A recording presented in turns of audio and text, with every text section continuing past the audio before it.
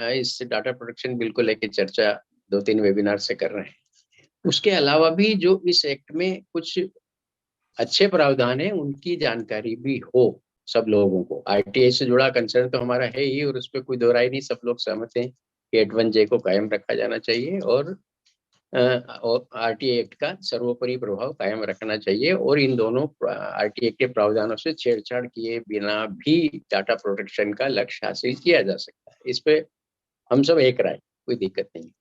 लेकिन data protection bill का सबसे अच्छा पहलू है कि इस कानून में प्रावधान किया जा रहा है कि जो भी डाटा एकत्र करना चाहते हैं कंपनियां या व्यक्ति या कोई भी फर्म, वो जिस व्यक्ति का करना चाहते हैं उसको उसकी भाषा में, यानी भारतीय के संविधान में हिंदी, अंग्रेजी और क्षेत्रीय भाषाएं जितनी भी मान्यता है भारत में, उन सब भाषाओं में जानकारी देनी होगी कि हम आपका ये डाटा यूज करना चाहते हैं, इस जगह करना चाहते हैं, इस उद्देश्य के लिए करना चाहते हैं, इतने समय के लिए करना चाहते हैं, इसके लिए आप सहमति देंगे तो हम कर सकेंगे। ये हर व्यक्ति से इजाजत ली जाएगी जो अभी बिना इजाजत के हमारा डाटा दुनिया भर में इस्तेमाल हो रहा है।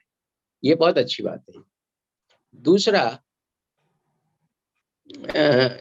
इस डाटा प्रोटेक्शन बिल का प्रावधान का उल्लंघन कोई कंपनी करती है तो इस कानून में उस कंपनी के लिए भी जरूरी किया गया है कि वो एक कंसेंट मैनेजर या एक जिम्मेदार अधिकारी की नियुक्ति करे जो लोगों की शिकायतों का निवारण करे कि उनकी बिना अंतिम अनुमति के डाटा इस्तेमाल किया जा रहा है या जितने समय के लिए दिया उसके बाद किया जा रहा है या जिस समय उद्देश्य के लिए दिया गया है उसके अलावा भी उपयोग किया जा रहा है।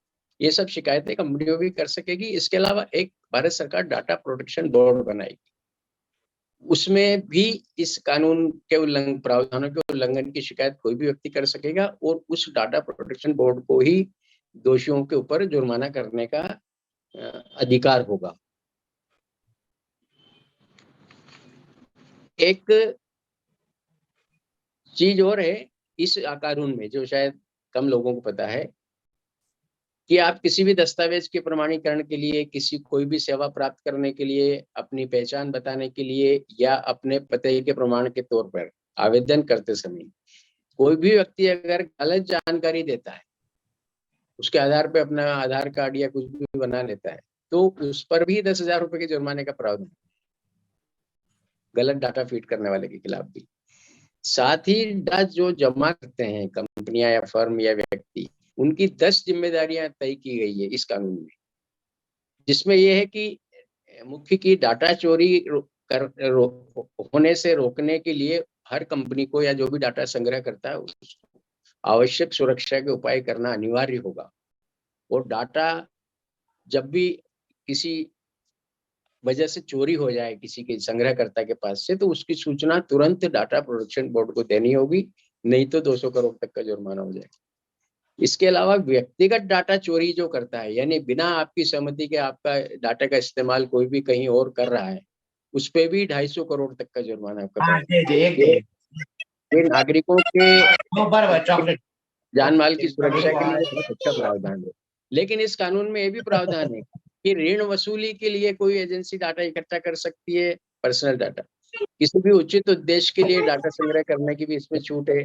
जैसे क्रेडिट रेटिंग करना है, स्कोरिंग करना है, धोखाधड़ी की रोकथाम करना है या किसी की पहचान करना है, नेटवर्क सूचना की सुरक्षा के लिए जरूरी, ऐसे सब मामलों में इसमें डाटा संग्रह की छूट होगी।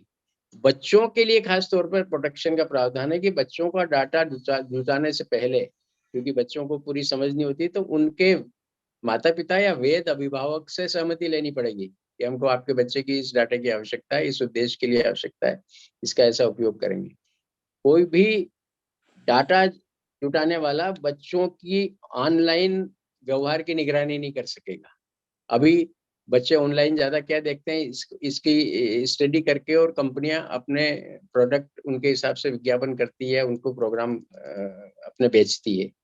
तो ये अब उसकी डाटा के बच्चों के ऑनलाइन व्यवहार की निगरानी अब कोई कंपनी नहीं कर पाएगी। इसके अलावा बच्चों को नुकसान पहुंचाने वाले सामग्री का भंडारण, डाटा का भंडारण कोई भी कंपनी, संस्था या व्यक्ति नहीं कर सकेगी।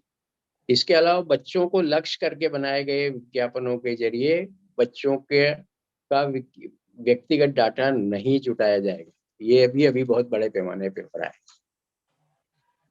आरटीआई एक्ट पे जो ओवरराइडिंग इफेक्ट इस कानून के जरिए प्रभावित खत्म किया जा रहा है आरटी एक्ट का सर्वोपरि प्रभाव, ये तो घोर आपत्तिजनक है। और इसका विरोध हम इस आधार पर भी कर सकते हैं, अगर कानून बन जाता है तब भी, कि सुप्रीम कोर्ट ने जानने के अधिकार को मौलिक अधिकार के रूप में मान्य किया है। इस मौलिक अधिकार को किसी भी अन्य पश्चातवर्ती कानून के जरिए प्रभावित नहीं किया जा सकता है। ये बहुत बड़ा लॉजिक है हमारे हाथ में, जिसके कारण ये जो 2 प्रयास नौकरशाही ने किए हैं, आरटीआई एक्ट और एक्टिंग इफेक्ट खत्म करना और 8(1)J खत्म करना, दोनों समान धर्मी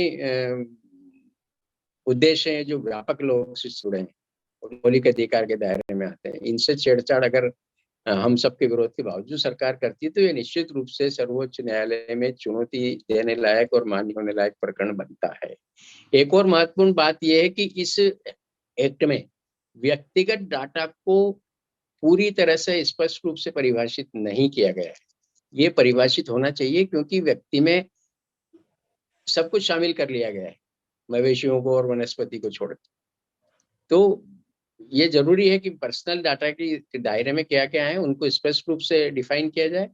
दूसरा, लोक क्रियाकलाप और लोकहित से संबंधित डाटा और सूचनाएं इस एक्ट के दायरे से हर हाल में बाहर रहनी चाहिए। इस बिंदु पे भी हमको जोर देना चाहिए। धन्यवाद।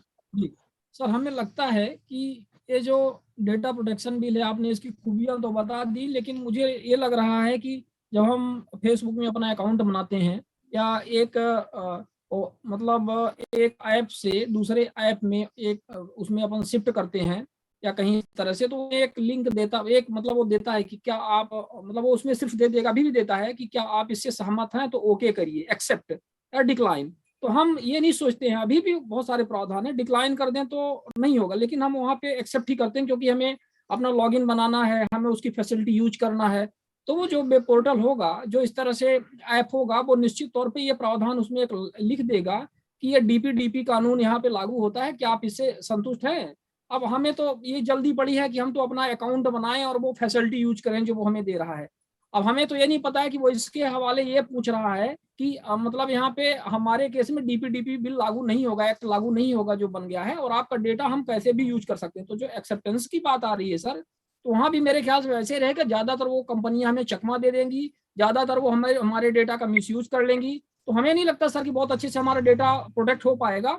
और जो मॉनिटर करने की आप बात कर रहे हैं कि हमारे बिहेवियर को वो मॉनिटर करते हैं और इसके आधार पर वो हमें एडवर्टाइजमेंट देते हैं, फैसिलिटी प्रोवाइड करते हैं, कौन सी चीज हमें पसंद है उस तरह का वो प्रोवाइड करते हैं, तो वो अभी भी करेंगे, क्योंकि व्यक्तिगत तौर पर हम उसको उतनी कंप्लेन नहीं कर पाएंगे। और कंप्लेन रिड्रेसल सिस्टम जो हमारे देश का है, वो आपको अच्छी तरह से पता है कि पूरी तरह से चरमराया हुआ है और यहाँ पे वो काम कभी नहीं करेगा। तो सरकार की जो मंशा है, मुझे लगता है कोई 1-2% पूर्ण हो पाए तो हो पाए, वो सिर्फ विशेष लोगों के लिए जिनको वो प्रोटेक्ट करना चाहती है। आम आदमी के डेटा प्रोटेक्शन और आम आदमी के किसी भी प्रकार से प्रोटेक्शन से इस कानून का कोई लेना देना नहीं है। हम पूरी तरह से आश्वस्त हैं और विश्वस्त हैं। और जहां तक आरटीआई कानून की बात है, तो आरटीआई कानून एक ऐसा कानून था जिससे जितने भी नौकरशाह हैं, जितने भी मतलब ब्यूरोक्रेसी है और आपकी सरकारें हैं, ये इसी कानून से सिर्फ डरती हैं। और डेटा प्रोटेक्शन बिल के नाम पर मात्र आरटीआई कानून को खत्म करना और कमजोर करने का एक अच्छा खासा मतलब सफल प्रयास होगा, ये सब ब्यूरोक्रेट्स करना चाह रहे हैं। मुझे नहीं लगता कि डेटा प्रोटेक्शन से मतलब कोई विशेष आम आदमी को कोई लाभ होने वाला है, मुझे अभी भी यही लग रहा है। और देख लीजिए जब आ जाएगा तब भी ये चीज साबित हो जाएगी। तो इस पर मेरा तो ये मानना है। और ऐसा नहीं है, डेटा प्रोटेक्शन बिल लागू होना चाहिए, लेकिन जो गांधी सर ने कहा, जो आपने कहा, जो सभी माननीयों ने कहा, जो हमारे ज्यादातर एक्टिविस्ट यहाँ पर हैं, सामाजिक चिंतक लोग हैं, जिनका सब कंसर्न है, वो कंसर्न सर अभी भी बना हुआ है कि आप आरटीआई कानून को छेड़खानी ना करें, किसी भी तरह से आरटीआई कानून को आप छेड़खानी ना करें। और बाकी आपका डेटा प्रोटेक्शन बिल आप लाओ, हमें कोई दिक्कत नहीं है, किसी को कोई दिक्कत नहीं है, ठीक है, लेकिन आप आरटीआई कानून को अमेंड ना करें। देवेंद्र अग्रवाल जी, आप कुछ बोलना चाह रहे थे। सर, मैं बिल्कुल इसमें लेना चाहता हूँ। और सबसे बड़ी बात क्या है कि हम जो अपनी बातों को ना लोगों तक समझाने के लिए असफल हो रहे हैं। सबसे मेन चीज है, हम जो समझ ये नहीं पा रहे हैं कि हमारा कोई भी डेटा, सिर्फ हमारी जागरूकता और समझदारी के सिवा कोई भी डेटा कोई किसी भी तरीके से आप प्रोटेक्ट नहीं कर सकते। ना आप कर सकते हैं, ना सरकार कर सकती है, ना ये हो सकता है। आप एक साधारण सी बात समझ लीजिए कि आपने अपने मोबाइल में, आपने जैसे बताया शिवानंद भाई ने, कि जब हम कोई ऐप लेते हैं बहुत सारी डाटा एक्सेस, सॉफ्टवेयर को इंस्टॉल करते समय एक्सेस दे देते हैं उनको। अब आपकी कोई फोटो या आपका कोई मोबाइल नंबर या आपके कोई इंफॉर्मेशन अगर बाजार में सर्कुलेट हो भी जाए, तो आप ये कैसे साबित करेंगे कि किस फलाना कंपनी ने उसको सर्कुलेट किया है, क्योंकि आपने तो मोबाइल के अंदर में बहुत सारी कंपनियों का एक्सेस दिया हुआ है। दूसरी बात ये कि अगर आपको ये पता चल भी जाए कि भाई मैंने तो इस सिर्फ एक पर्टिकुलर कंपनी को मैंने एक्सेस दी थी और उस एक्सेस के जरिए से ही पॉसिबल है कि वो डेटा जो है मेरा निकला होगा या हैक किया होगा, या मेरे कोई जानकारी जो है जिसको मैं सेंसिटिव मानता हूं वो बाहर डिस्क्लोज हुए हैं, तो आप उसकी शिकायत करोगे कैसे? आप साबित कैसे करोगे कि उसने आपके डेटा का मिसयूज किया है? सरकार के पास इसका कोई तंत्र और मैकेनिज्म नहीं है। उसका मैकेनिज्म होता है आपका डेटाबेस सेंटर, जहां पे डेटा स्टोरेज होती हैं, और ये डेटाबेस सेंटर स्टोरेज होता है विदेशों में और इन कंपनियों के अंदर में। ये कंपनियां उसके डेटाबेस सेंटर बनाई हुई रहती हैं। तो आप कैसे जानेंगे कि कौन सी डेटा को एकत्रित किया गया, कौन सी डेटा को एनालिसिस किया गया, कौन सी डेटा को प्रोसेस किया गया, और कौन सी डेटा आपकी बेची जा रही है या मिसयूज की जा रही है? आपको ये पूरा सिस्टम आप किसी भी तरीके से डिफाइन कर ही नहीं सकते। डिफाइन करने के लिए इनके पास कोई व्यवस्था नहीं है। नहीं नहीं नहीं, मैं देवेंद्र जी, सरकार और सरकार के जो नुमाइंदे हैं, ऐसे लोग जो सक्षम है, उनके लिए कानून बहुत अच्छा रहेगा। वो किसी ने कहा था, गांधी सर ने कहा था कि 1-2% लोगों के लिए बहुत अच्छा है, लेकिन मेजोरिटी ऑफ 98% लोगों के लिए इसका कोई औचित्य नहीं है। क्योंकि आप थाने में मैं रिकॉर्ड वही समझाना चाह रहा दर्ज हूँ कि करने एक्चुअली जाएंगे, जो वो थाने कानून वाला है, बोलेगा तो मैं आपका डेटा लाने जाऊंगा क्या, अमेरिका में चला गया, तो थाने वाला ये जवाब देगा, बोलेगा चलो भागो यहाँ से, हम रिपोर्ट नहीं दर्ज करेंगे, जैसा भी होता है। तो आम आदमी के लिए ये सब व्यवस्थाएं नहीं है ठीक है। साहब। दूसरी बात जो है, लोगों के दिमाग में मिथ है, अभी भी मिश्रा साहब ने भी बोला, धर्मानी साहब ने भी बोला, इनको लगता है कि ये जो एक्ट है, हमारे जो साइबर क्राइम हो रहे हैं हमारे साथ, ये जो हमारे जो पर्सनल किसी भी तरीके के हमारे साथ जो क्राइम हो रहे हैं, कोई नुकसान हो रहा है, इसको रोकने का प्रावधान करता है। तो सबसे पहले सारे लोगों को इस चीज को क्लियर माइंड वॉश कर लेना चाहिए। ये कानून किसी भी तरीके से आपको किसी साइबर क्राइम से नहीं बचा रहा है। आप अगर ये सोच रहे हैं कि अगर आपको ये कानून आ जाता है और आपके मोबाइल या फोन या कंप्यूटर या सिस्टम हैक होना बंद हो जाएंगे, या हैक होने पे सरकार उस पर कोई नियंत्रण बना लेगी, कोई कानून के जरिए से किसी तरीके से कोई कंट्रोल करने वाली है, तो उसको भूल जाइए। वो सारा प्रोविजन इंफॉर्मेशन टेक्नोलॉजी एक्ट 2000 से ही गवर्न होगा।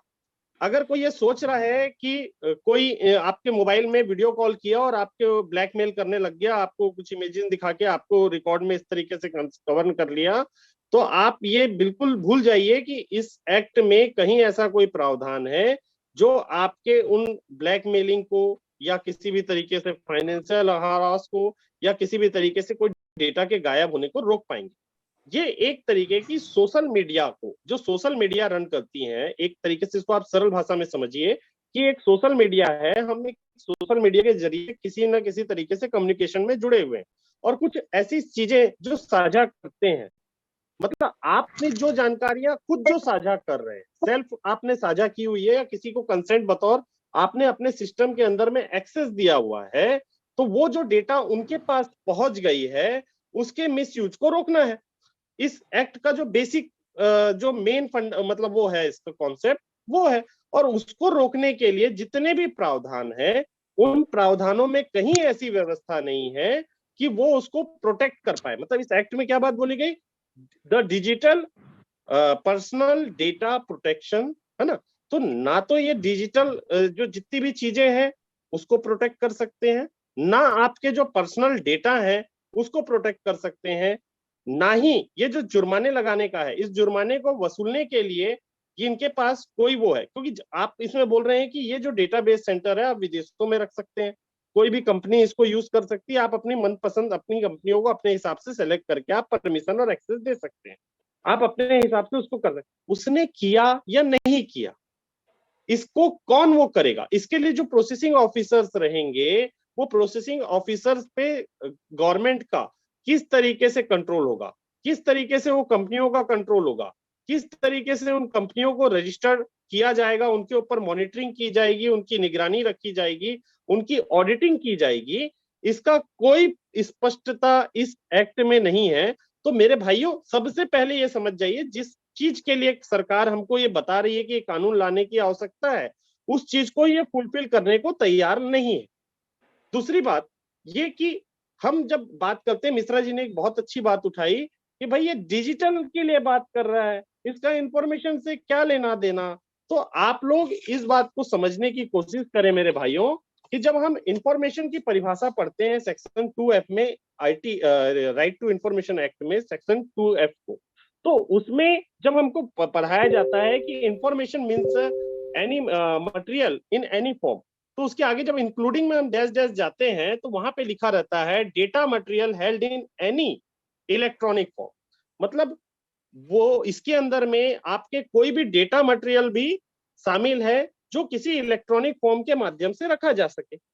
इसी तरीके से इंफॉर्मेशन टेक्नोलॉजी एक्ट डेटा को परिभाषित करता है, और इसी तरीके से इस एक्ट में भी डेटा को परिभाषित किया गया है। वहां पे डेटा को परिभाषित करते समय शब्द क्या लिया किया गया? Data means representation of information.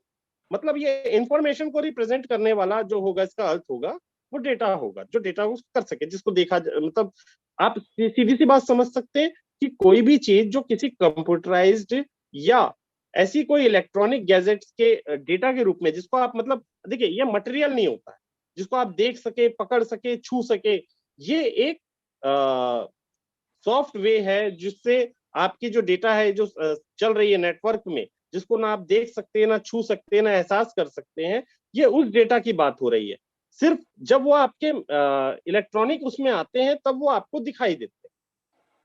ठीक है, तो ये डिजिटल की परिभाषा होती है। तो जब हम इस बात को समझ रहे हैं कि भाई ये इंफॉर्मेशन से लिंक्ड है, अब विदेशों में जो बैठी हुई कंपनियां हैं, जो बाहर में बैठी हुई कंपनियां, या जो डिजिटल ये जो प्लेटफॉर्म हम लोगों को अवेलेबल कराती हैं, ये सारे कंपनियां हमको इलेक्ट्रॉनिक रूप से हमसे जुड़ी हुई हैं, तो ये हमसे इलेक्ट्रॉनिक डेटा का वो कर रही हैं। लेकिन सरकार ने यहाँ पे इंफॉर्मेशन को जोड़ा, दस्तावेजी स्वरूप को भी इसके अंदर में, अभिलेख के अंदर में नस्ती, फाइल, जितने भी सैंपल, मैकेनिज्म, सब कुछ। अब इंफॉर्मेशन में जितनी चीजें आपकी परिभाषित है वो सारी चीजें आ गई। अब वो सारी चीजों को वो इसके अंदर में छेड़ रही। वाई? उसका रीजन क्या है? इस चीज को कहीं पर भी हमने समझने की कोशिश नहीं कर रहे हैं कि भाई इसके पीछे लॉजिक क्या है। हर कोई, देखिए, अपने अपने हिसाब से इंटरप्रिटेट करना अलग बात है, लेकिन जो कानून है, जो कानून आया है, बिल आया है, उसमें अगर कमियां हैं तो सरकार पर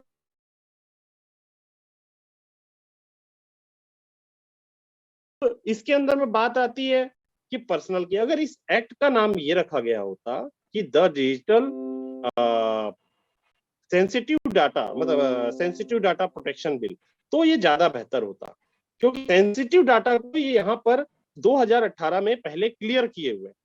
कोई भी ऐसे डेटा को सेंसिटिव डेटा के रूप में परिभाषित किया जाना चाहिए जिससे किसी को नुकसान होने का डर है, और जिस चीज का नुकसान होने का डर है उस चीज को आप किसी को स्टोर करने दो ही मत ना, उसका एक्सेस दो ही मत ना।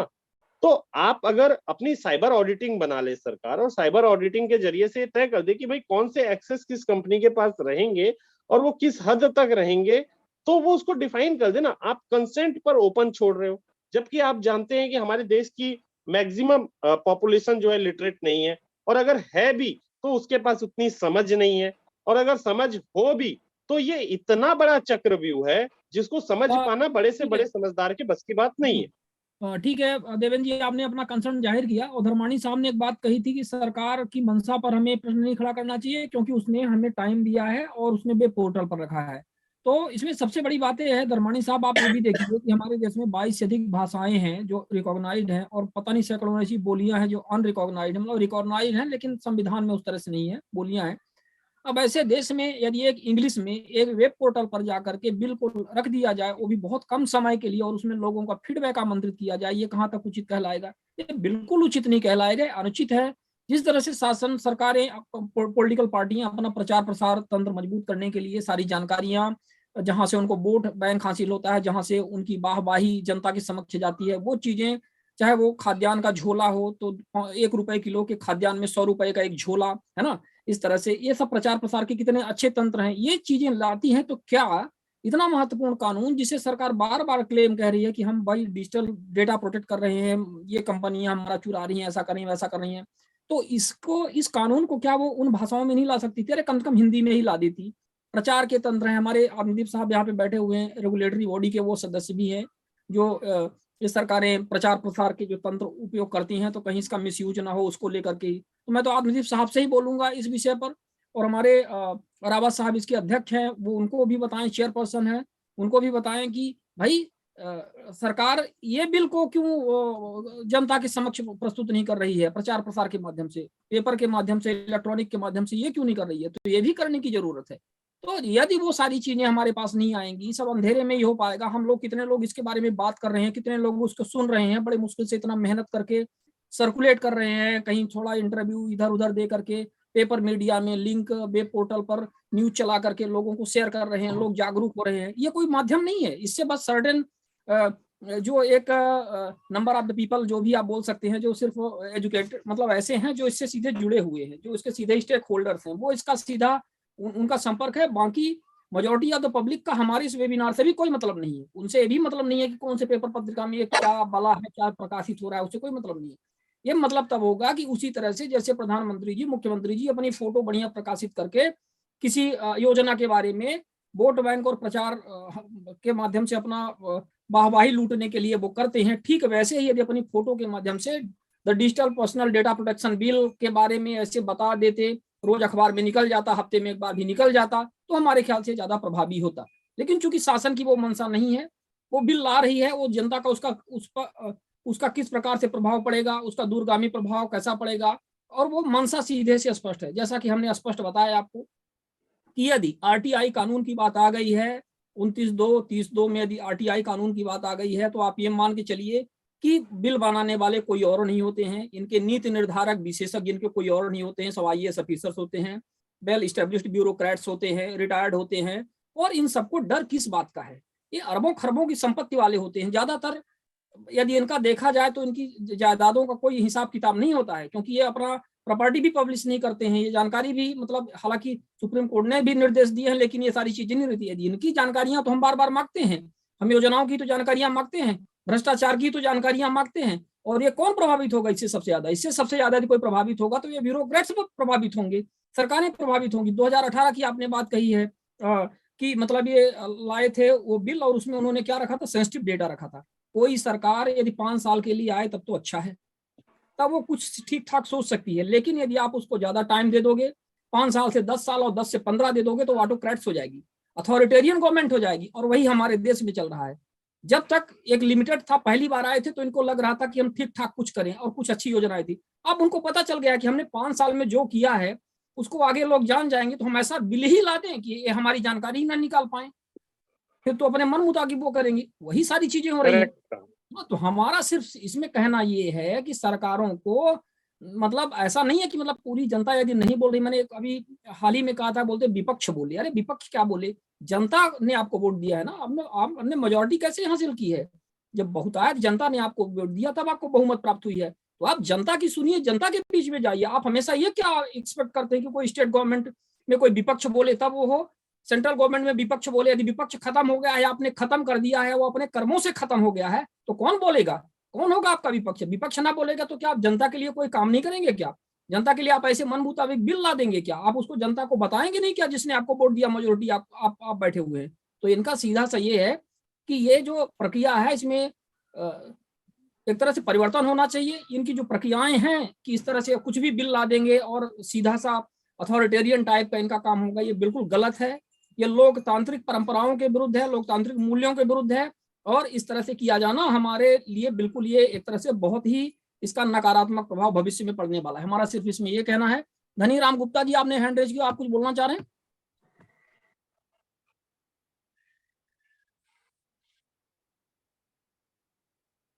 आनंददीप सर और कुछ इसमें जोड़ना चाह रहे हैं तो फिर ठीक है, नहीं तो फिर कार्यक्रम को समाप्त किया जाए, क्योंकि डिस्कशन चलता रहेगा।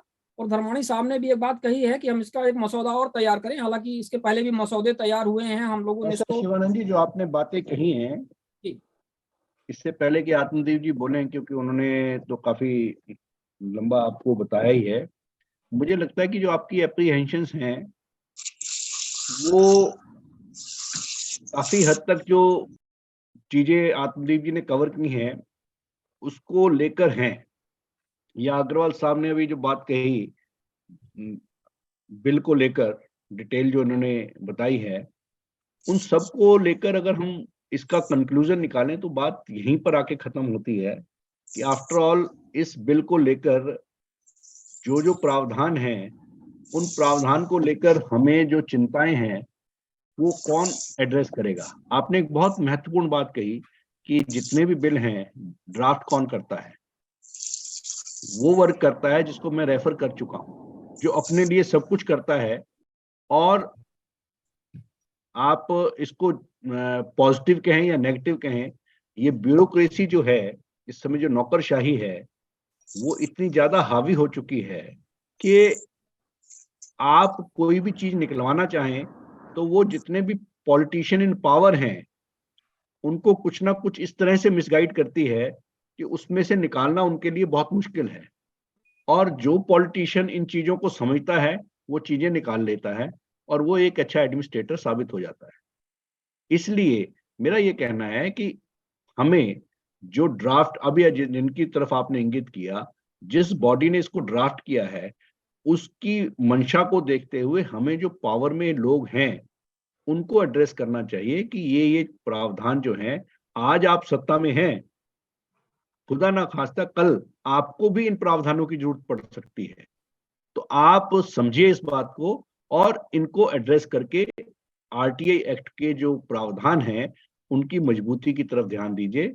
और उसके लिए ये हम आपको सुझाव दे रहे हैं कि ये प्रावधान इस एक्ट के अंदर डालिए, जिससे जिस मंशा से आप डाटा प्रोटेक्शन एक्ट ला रहे हैं वो भी स्ट्रेंथन हो, और आरटीआई एक्ट जो पब्लिक को एक ट्रांसपेरेंसी के लिए पावर दी गई है वो भी पावरफुल हो।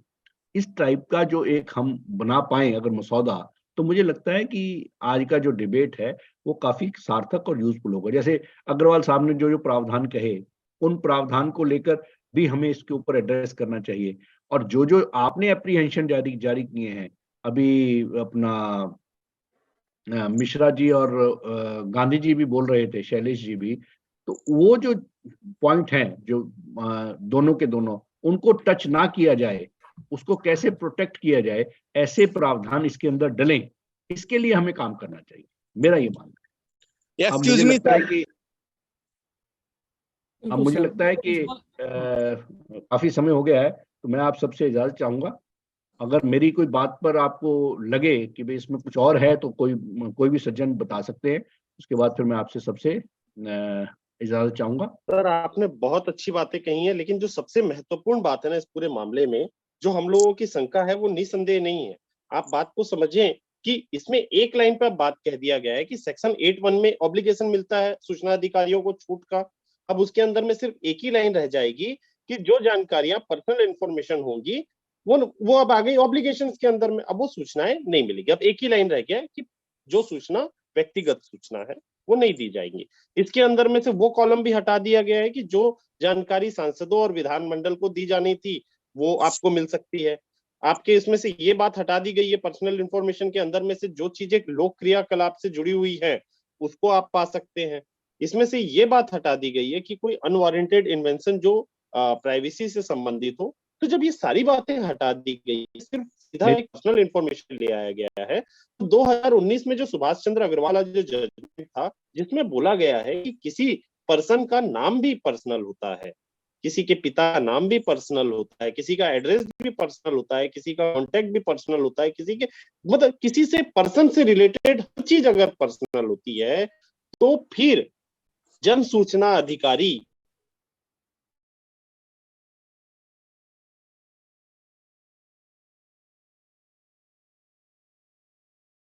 सूचना को नहीं देने के लिए सिर्फ उसको कंटेम्प्ट क्या करना है, क्लेम क्या करना है कि भाई इसमें तो इस व्यक्ति का नाम आ रहा है, इस व्यक्ति का जो पर्सन है, जो पर्सन लॉ के अंदर में है। और पर्सन कौन है लॉ के अंदर में? एक नेचुरल पर्सन भी है जो एक ह्यूमन है, और एक जो लीगल पर्सन होता है जो कोई संस्था, फर्म, समूह के तौर पे होते हैं, या कोई आर्टिफिशियल पर्सन होता है जो कि आजकल रोबोटिक को भी एक पर्सन की तरीके से नागरिकता मिल रही है। तो ऐसे सभी इस अंदर में जोड़ दिए गए हैं। तो जो आर्टिफिशियल इंटेलिजेंसी है जब वो इसमें इंक्लूड है, सो आप कैसे बोल सकते हैं कि किस डेटा को हमको या कौन सी सूचना को हमको इस एक्ट के लागू होने के बाद मिलने के लिए ऑब्लिगेशन जन सूचना अधिकारी न ले।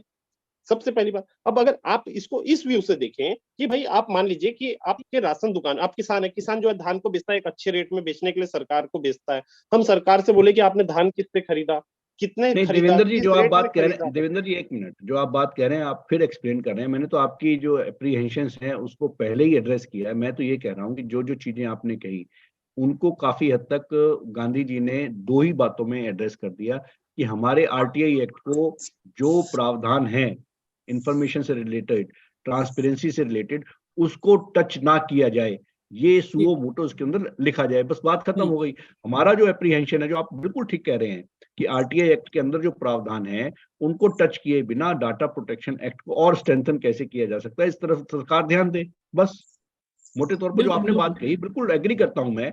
और अभी भी बहुत सारा जो आरटीआई को लेकर एक एप्रीहेंशन है जो हमें कि हमें सब कुछ मिल जाता है, अभी भी ब्यूरोक्रेसी कुछ देती नहीं है।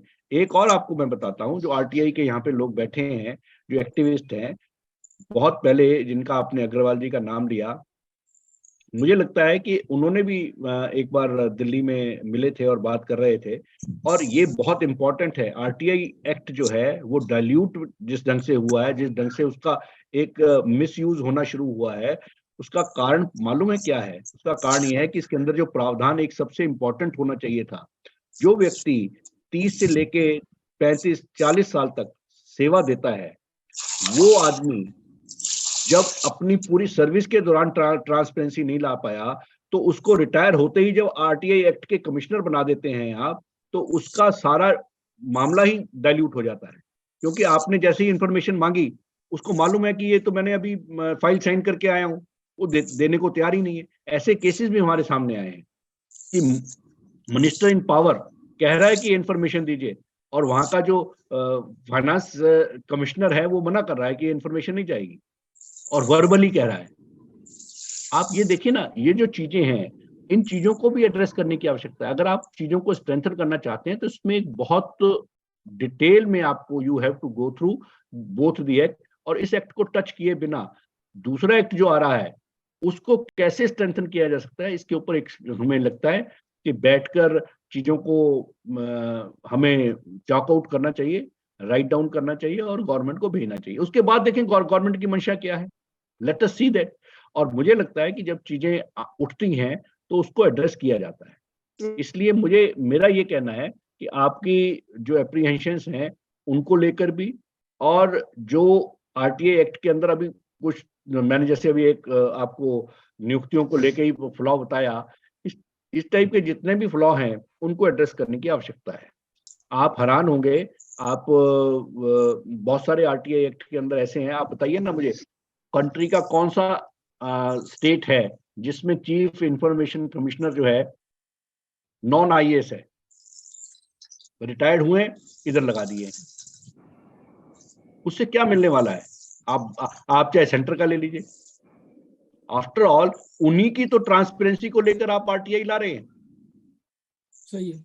और उसको आप एड्रेस नहीं कर पा रहे हैं। तो ये हमने और आत्मदीप जी की भी चर्चा हुई थी। हम देखते हैं कि लेकिन आरटीआई एक्ट में ये प्रावधान आना चाहिए था कि no bureaucrat will be ever inducted in this.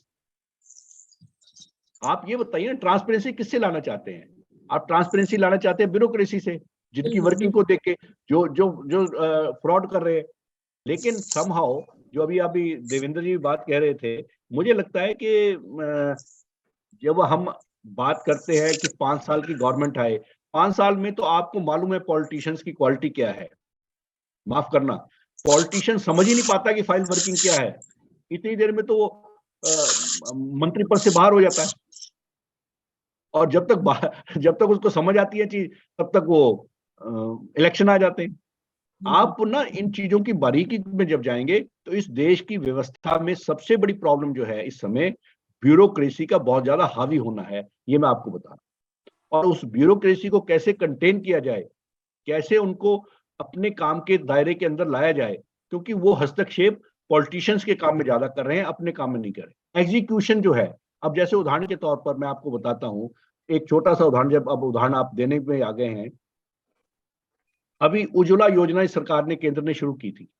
Ujjwala योजना को लेकर लोगों के घर 2-2, 3-3 सिलेंडर पहुंच गए, 3-3 कनेक्शन पहुंच गए। कैसे पहुंच गए?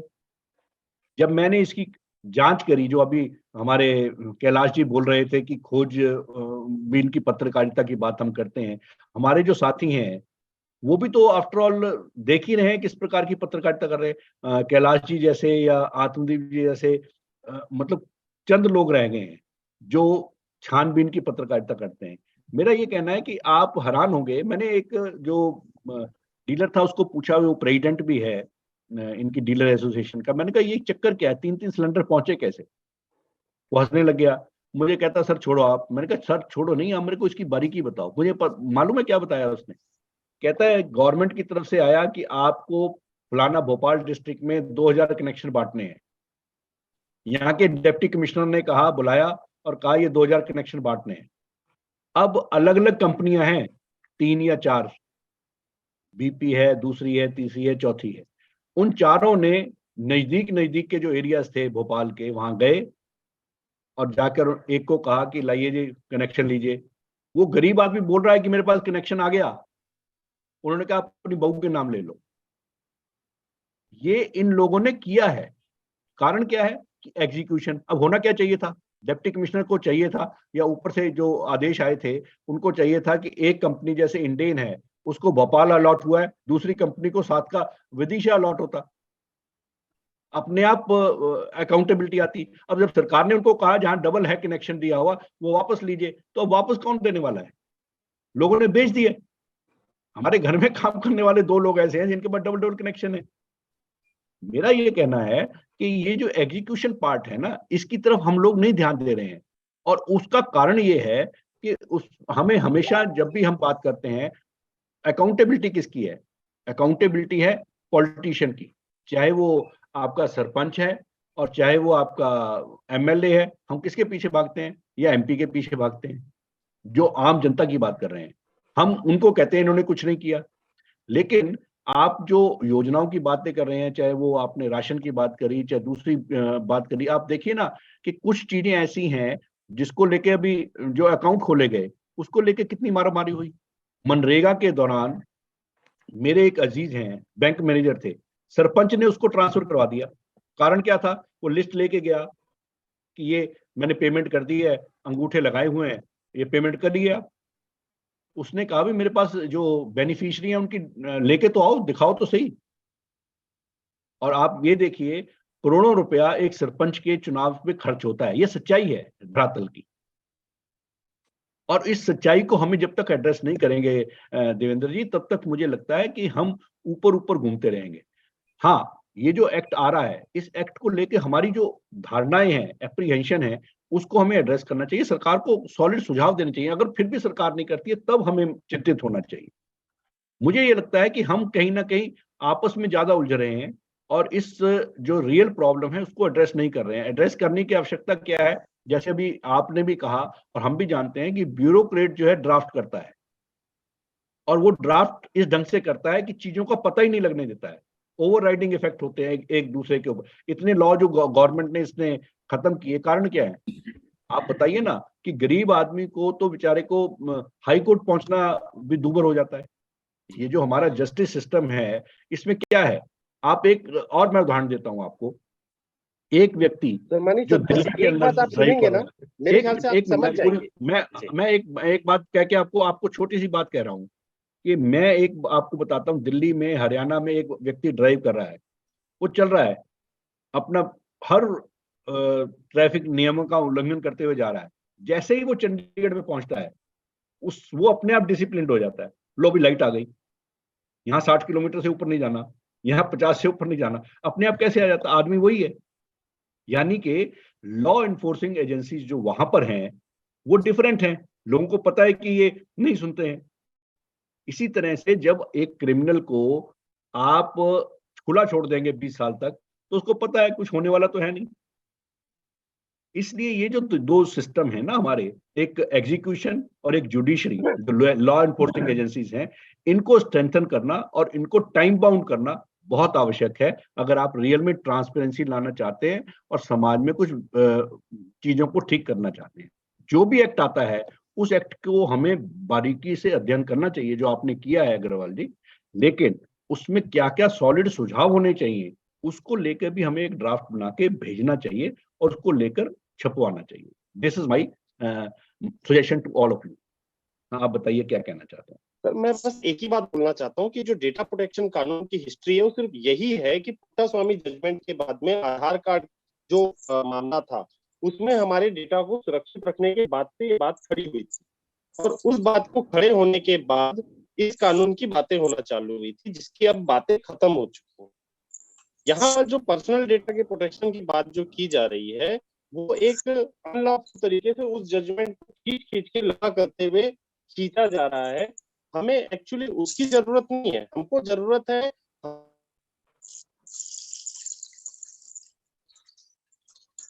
हमें लगता है नेटवर्क की प्रॉब्लम इनकी हो गई है, देवेंद्र जी की। धनी राम जी, आपने हैंड रेज किया था, आप कुछ अपनी बात रखना चाह रहे हैं? आपने भी कुछ अच्छे प्रयास किए हैं अपने क्षेत्र में, क्या कहना चाह रहे हैं जी? हाँ जी सर, सभी को नमस्कार।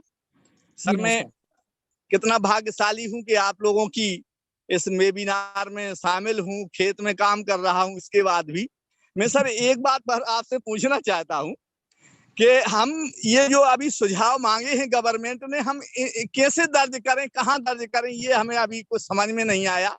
हम बहुत से लोगों से चर्चा भी कर रहे हैं, तो वो हमें प्रक्रिया बताइए कि गवर्नमेंट को हम अपने सुझाव कैसे दे सकें कि ये जो आप बिल लाने जा रहे हैं इससे हमें ये हानि है। अब यही चीज मैं इस सरकार से पूछता हूं, और इस बिल का जो एक तरह से बहुत प्रचारित करने वाले लोग हैं, उन ब्यूरोक्रेट से यही चीज मैं पूछता हूं। आपने बहुत सही बात बताई कि आप खेत में काम कर रहे हैं, एक किसान है। अब एक किसान आदमी वहां से क्या सुझाव दे पाएगा? mygovernment.org समथिंग इस तरह से है, मैं वो लिंक आपको भेज दूंगा, जो थोड़ा बहुत इस तरह से डिजिटल यूज कर लेते हैं हम लोग, इंटरनेट वगैरह, तो हमें पता है, आपको ही पता है हालांकि। लेकिन आपने जो एक सार्कास्टिकली इस बात को आपने कहा है, तो बहुत सही आपने कहा है कि हम एक किसान हैं, एक मजदूर हैं, हम ग्राउंड में काम करने वाले हैं, और हम उस वेब पोर्टल को खोल करके हम कैसे अपना सुझाव देंगे?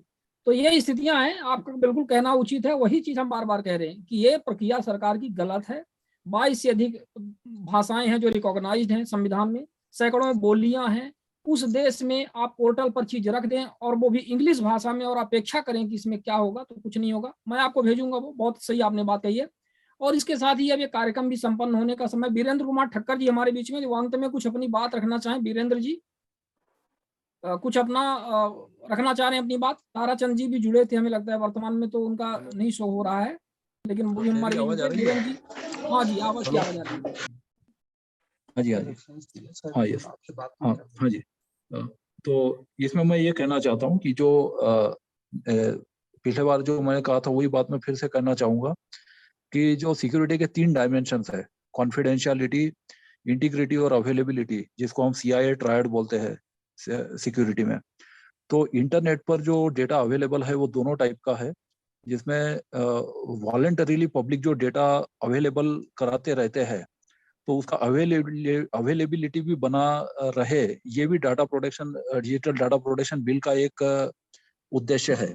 तो इसलिए केवल कॉन्फिडेंशियलिटी पर फोकस करने की बजाय जो हमको जो अवेलेबिलिटी है वो ऑलरेडी बनी रहे, क्योंकि internet is a vast source of information, और इसलिए ये DPDP बिल की जो आवश्यकता है उसको भी हमको समझना होगा। और तीनों जो अलग अलग डायमेंशन है कि जो अवेलेबल डेटा है वो अवेलेबल बना रहे, और वो केवल RTI के पर्सपेक्टिव से देखने की बजाय जो डेटा अवेलेबल है वो पब्लिक को हमेशा अवेलेबल बना रहे, ये भी एक सिक्योरिटी का डायमेंशन है।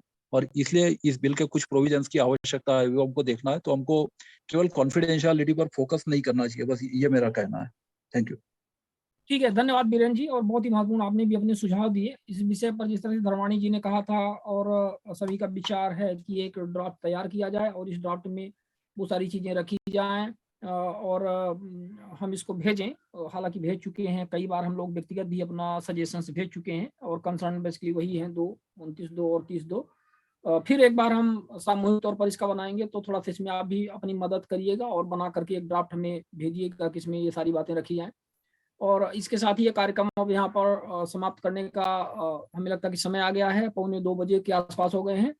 हमें लगता है कि जिस तरह से एक शैडो एक बन गया है ये digital personal data protection bill का, और जिस तरह से इम्पैक्ट करेगा भविष्य में आरटीआई एक्ट को लेकर के, तो भविष्य में हम इस विषय पर ही ज़्यादा चर्चा करेंगे। क्योंकि लोग कहते हैं कि हमें आरटीआई आवेदन लगाने में दिक्कत हो रही है, हमें अपील करने में दिक्कत हो रही है।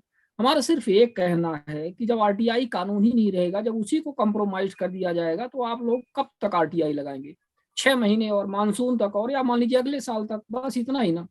तो अभी से तैयार हो जाइए और ज्यादा से ज्यादा इस बात पर ध्यान दीजिए कि सरकार के पास तक अपने एमएलए या एमपी और दूसरे माध्यमों से जैसे भी हैं ये बात पहुंचाइए कि ये ग्रीवियस कंसर्न का मामला है, बहुत ही ज्यादा एक तरह से चिंता का विषय है, और आप आरटीआई कानून के साथ खिलवाड़ ना करें। और ये हमारे कई सारे अन्य जुड़े हुए जो कानून और अधिकार हैं उनको भी प्रभावित करेगा, सिर्फ आरटीआई कानून ही प्रभावित नहीं होगा। जिस तरह से किसी ने कहा था कि आरटीआई का, हाँ मिश्रा जी ने ही कहा था, जो हमारे पूर्व केंद्रीय सूचना आयुक्त, मुख्य केंद्रीय सूचना आयुक्त, उन्होंने कहा था कि जब आरटीआई कानून आया, इसको लाने के लिए कितने लोगों ने मेहनत की। हालांकि हम उस समय तो इतने जागरूक नहीं थे, तो कब आया हमें पता नहीं चला, लेकिन जब से आया तो उपयोग करने लगे, तो इसके महत्व को जानने लगे। तो कैसे ये कानून आया, और उस कानून के आने के बाद चाहे आरटी, राइट टू एजुकेशन हो, राइट टू फूड हो, राइट टू फलाना हो, राइट टू ढिकाना हो, जितने भी आए ये सारी चीजें उसके बाद ही आई। क्योंकि यदि आरटीआई नहीं आता तो आपको ये नहीं पता चलता कि फूड की दिक्कत हो रही है, कि जितना मतलब ये डेटा आपको कहाँ से कलेक्ट हुआ, कि वो आरटीआई से ही कलेक्ट हुआ। एजुकेशन का डेटा आपको कहाँ से कलेक्ट हुआ, वो आरटीआई से कलेक्ट हुआ। हर तरह से आरटीआई से ही आपने जानकारियां प्राप्त की। तो वो सिस्टर एक्ट के तौर पे उसको मान के चलिए कि वो कानून आए, उसके बाद ये सारे कानून आए। तो क्यों ऐसा हुआ? क्योंकि पारदर्शिता थी, क्योंकि पारदर्शिता हमें मिली, हमें सब चीज दिखने लगी, स्पष्ट दिखने लगी। एक कांच जो था जिसमें बादल छाए हुए थे, एक शैडो टाइप का था, वो जब हट गया, वो क्लीन हो गया, तो हमें अंदर की चीज दिखने लगी। तो जब गड़बड़ी दिखने लगी तो सिविल सोसाइटी के लोग, सोशल एक्टिविस्ट, आरटीआई एक्टिविस्ट, सभी ने बताया कि हाँ, सरकार को बताया कि अब देखिए, पत्रकारिता के माध्यम से बताया कि यहाँ पे गड़बड़ी है, ये गड़बड़ी है, ये गड़बड़ी है, ये सब गड़बड़ी को सुधारिए। तो सरकार ने क्या किया कि वो कानून बनाती गई और वो अच्छे अच्छे कानून लाई। अब ये जो वापस हम जो जा रहे हैं, वापस डायरेक्शन में जा करके हम आरटीआई कानून को अपनी जड़ ही खोदने का जो प्रयास कर रहे हैं, सरकारें जो कर रही है, वो बहुत खतरनाक होगा, बहुत डेंजरस होगा। उसका कंसेक्वेंसेस हमारे लोकतंत्र के लिए बहुत खतरनाक होगा। और जिस तरह से किसी ने कहा है कि आप अमेरिका की तुलना भारत से मत करिए, आप यूरोप के डिसिप्लिन की तुलना, एडमिनिस्ट्रेटिव डिसिप्लिन की तुलना इंडिया से मत करिए, जहाँ पे कोई ठिकाना नहीं है। वहां तो जेब्रा क्रॉसिंग रहता है, तो कार चलाने वाला जो व्यक्ति है, जो वाहन चलाने वाले व्यक्ति हैं, वो रुक जाते हैं जब देखते हैं कि एक कुत्ता भी उस जेब्रा क्रॉसिंग से क्रॉसिंग कर रहा है। आदमी को तो छोड़िए, एक कुत्ता भी यदि क्रॉसिंग कर रहा है, हालांकि वहां पे तो कुत्ते ऐसे होते नहीं, आवारा सब मतलब होते हैं, लेकिन यदि कहने का मतलब ये हुआ किस तरह से डिसिप्लिन है, आप उसकी तुलना क्या हिंदुस्तान से करेंगे? यहाँ तो जेब्रा क्रॉसिंग में ऐसा लगता है कि आपको उड़ा देगा सामने वाला वाहन, ऐसा लगता है कि आप मतलब रोड उसकी है और आप तो यहाँ पे गलती से आ गए भारत में चलने के लिए। तो ये स्थितियां हैं। तो जिस देश में नियम कानून का कोई रता पता नहीं है, पूरा हाईजेक करके रखा हुआ है, इतनी सारी दिक्कतें हैं, वहां पे हाई फाई बात करके कोई मतलब नहीं है। जो भी काम का कानून था, एक आरटीआई कानून जिसे हम देख पा रहे हैं, महसूस कर पा रहे हैं, सब कुछ समझ पा रहे हैं, उसको खत्म करके कोई दूसरा कानून आप लागू करेंगे, वो बहुत अच्छा नहीं रहेगा। और एक इम्प्लीमेंटेशन की भी जो बात आती है, वो भी एक बड़ी दिक्कत की बात है कि कानून आप कैसे भी ला दें, वो इम्प्लीमेंट नहीं होंगे, तो भी एक दिक्कत है। और यहाँ पे लगभग सभी कानूनों के साथ यही है कि कानून तो इतने सारे हैं कि पूरा संविधान और इतनी मतलब कोर्ट्स हैं, जो दुनिया के सारे कोर्ट्स को हमें लगता है कि एक तरह से मथ करके बनाए गए हैं, लेकिन सही तरीके से काम एक भी कोड पे नहीं हो रहा है। तो ये भी दिक्कत है हमारे देश की। तो हमारे देश की बहुत सारी दिक्कतें हैं। करप्शन एक मेजर इशू है यहाँ पर। इन सारी चीजों को ध्यान में रखते हुए हम ये कहें कि प्राइवेसी हमें चाहिए, तो यहाँ पे मेजोरिटी पब्लिक को कोई विशेष जरूरत नहीं, उसे ट्रांसपेरेंसी और उसे राइट्स की जरूरत है, और उसके राइट हनन हो रहा है। और यही कानून थे, आरटीआई कानून जैसा कानून था, जो हम सबको बहुत सारी चीजें देता था। कहीं ना कहीं लड़ झगड़ करके, आरटीआई लगा करके, अपील करके, हाई कोर्ट जा करके, सुप्रीम कोर्ट जा करके कुछ हम हासिल कर लेते थे। लेकिन यदि उसे इस तरह से खत्म कर दिया जाएगा तो ये बहुत बड़ी दिक्कत हो जाएगी। तो इसी के साथ में हम ये कार्यक्रम यहाँ पे संपन्न करते हैं, और आप लोगों से पुनः अगले संडे को मिलेंगे फिर एक नए टॉपिक के साथ में। संभवतः टॉपिक मिला जुला ही रहेगा, और तब तक आप लोग भी प्रयास अपने तरफ से करते रहिए और इन बातों को आगे तक पहुंचाते रहिए, लिखते रहिए। जो कर सकते हैं हम लोग सिविलाइज्ड सोसाइटी में जो कर सकते हैं वही हम करना चाहिए, और उसको मैक्सिमम एफर्ट के साथ करना चाहिए। आप सभी का बहुत बहुत धन्यवाद। और यहाँ पर जो भी हमारे विशिष्ट अतिथिगण आए, माननीय पूर्व केंद्रीय सूचना आयुक्त श्री सत्यानंद मिश्रा जी आए, आज दूसरी बार हमारे उस कार्यक्रम में आए। उन्होंने अपनी कंसर्न जाहिर की। हालांकि वो बहुत अच्छे IAS ऑफिसर्स रहे हैं, तो ब्यूरोक्रेटिक बैकग्राउंड से ही रहे हैं, लेकिन अच्छे सूचना आयुक्त माने जाते हैं। और श्री शैलेश गांधी सर हैं, हमारे पूर्व केंद्रीय सूचना आयुक्त, हमेशा ही हमारे बीच में आते हैं। माननीय श्री आत्मदीप जी